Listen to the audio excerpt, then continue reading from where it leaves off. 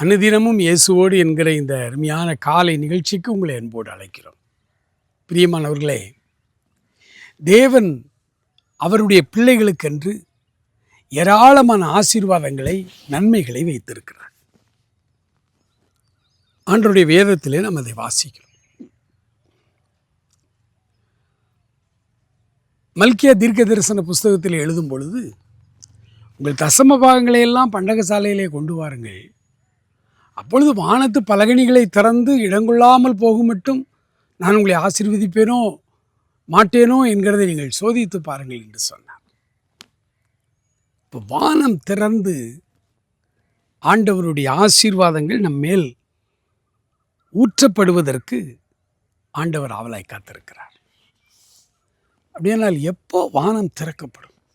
இந்த வேதாகமத்தை முழுவதும் வாசித்து பார்க்கும் பொழுது சில முக்கியமான கட்டங்களிலே தம்முடைய பிள்ளைகளை ஆசீர்வதிப்பதற்காக கடவுள் வானத்தை திறந்தார். யாக்கோபு தன் தாய் சாராளுடைய சகோதரனுடைய வீட்டுக்கு, லாபானுடைய வீட்டுக்காக வேகமாய் காட்டுக்குள்ளே நடந்து போகிறார். காட்டுப்பாதை, பயம், திகில். அண்ணன் கொலை வெறியோடு இருக்கிறார். ஏசா ஒன்றுமே புரியல. அப்பாவை ஏமாத்திட்டேன், அண்ணனை வஞ்சித்துட்டேன், என் வாழ்க்கை எப்படி போய்கொண்டிருக்கிறது என்று. ஒரு குடும்பத்தில் சொத்து பிரச்சனை, பொருளாதார பிரச்சனை. இன்றைக்கும் நம்முடைய குடும்பங்கள் இருக்கிற மாதிரி தான் அன்றைக்கு அந்த குடும்பத்திலையும் அந்த பிரச்சனை வந்துச்சு.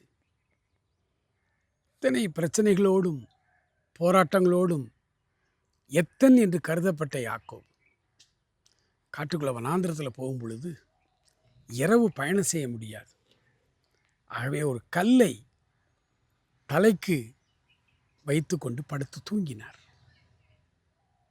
அந்த ராத்திரியிலே யாக்கோபுக்கு வானம் திறந்தது.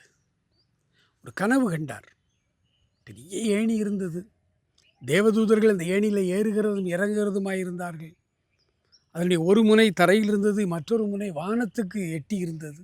மேலே வானம் திறந்து ஆண்டவர் தரிசனமானார். யாக்கோபே, பயப்படாதே என்று சொன்னார். யாக்கோபு இந்த ராத்திரியில் இந்த சொப்பனத்தில் ஆண்டவருடைய வார்த்தைகளை கேட்டார். வானம் திறந்து யாக்கோபினுடைய எல்லாவற்றையும் மன்னித்து யாக்கோபை ஆண்டவர் ஆசீர்வதித்தார். இந்த பூமியை நான் உனக்கு தருவேன் அப்படின்னார். மூளைக்கு தலைக்கல்லாய் கண்மலையாகிய கிறிஸ்துவை ஒரு மனிதன் தலையாய இடத்திலே ஆண்டவரை வைத்துக் கொள்ளும் பொழுது வானம் திறக்கப்படுகிறது. இதை கேட்டுக்கொண்டிருக்கிற அன்பான சகோதர சகோதரிகளே, இந்த காலை வேளையிலே ஆண்டவரிடத்தில் உங்களுடைய வாழ்வை நீங்கள் ஒப்பு கொடுக்கும் பொழுது, மூளைக்கு தலைக்கல்லாய் அவரை நீங்கள் வைத்துக் கொள்ளும் பொழுது, அவரை உங்கள் தலையாய கடமையாய் அவரை நீங்கள் வைத்துக் கொள்ளும் பொழுது ரட்சிப்பின் அனுபவத்தை நீங்கள் பெற்றுக்கொள்ளுகிறீர்கள். அப்பொழுது வானம் திறக்கப்படுகிறது. ஆண்டவர் உங்களை பார்த்து, பயப்படாதே, நீ இழந்ததையெல்லாம் மறுபடியும் நீ பெற்றுக்கொள்ள முடியும். உன்னுடைய மனதிலே ஒரு சந்தோஷம், சமாதானம் வரும். பாவங்கள் எல்லாம் மன்னிக்கப்பட்டு உன்னுடைய தேவைகள் எல்லாம் சந்திக்கப்படும் என்று ஆண்டவர் சொல்லுகிறார். காலை வேளையிலே ஆண்டவர் எனக்காக வானம் திறக்கப்பட வேண்டும் என்று சொல்லி ஜெபிப்பீங்களா? ஆண்டவர் உங்களை ஆசீர்வதிப்பாராக. ஆமென்.